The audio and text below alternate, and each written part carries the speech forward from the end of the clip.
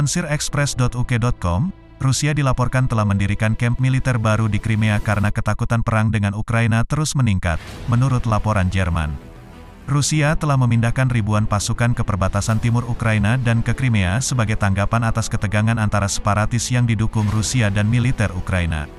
Sekarang, citra satelit menunjukkan kamp militer besar Rusia telah didirikan di timur semenanjung Crimea.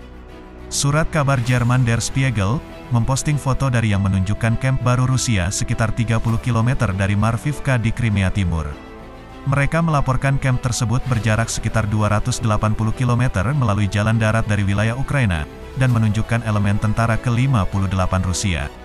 Peneliti Rusia telah mencatat unit dari Angkatan Darat ke-58 telah tiba di Crimea, termasuk artileri ke-291 dan brigade bermotor ke-136. Laporan menyatakan bahwa daerah itu kosong pada tanggal 15 Maret dengan kendaraan dan bangunan secara bertahap dibangun hingga tanggal 2 April. Ruslan Leviv, seorang analis open source dengan Conflict Intelligence Team, menemukan foto-foto kamp baru Rusia.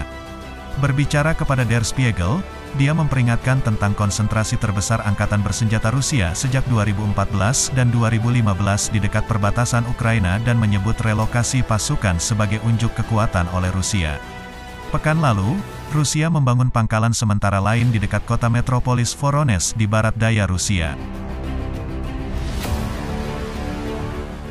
The Independent melaporkan pihak CIT menemukan kamp melalui gambar satelit, dan telah menemukan bagaimana pasukan Rusia telah menurunkan senjata berat dari stasiun kereta terdekat.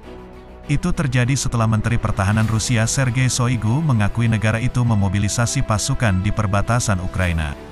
Namun dia bersikeras bahwa aktivitas militer yang tidak diumumkan itu merupakan tanggapan terhadap aktivitas militer NATO yang mengancam, terutama di Polandia dan di negara-negara Baltik.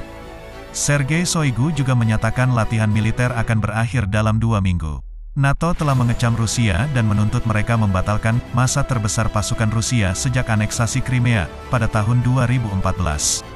Inggris juga akan mengirim kapal perang ke Laut Hitam pada Mei dalam upaya untuk menunjukkan solidaritas dengan NATO dan Ukraina.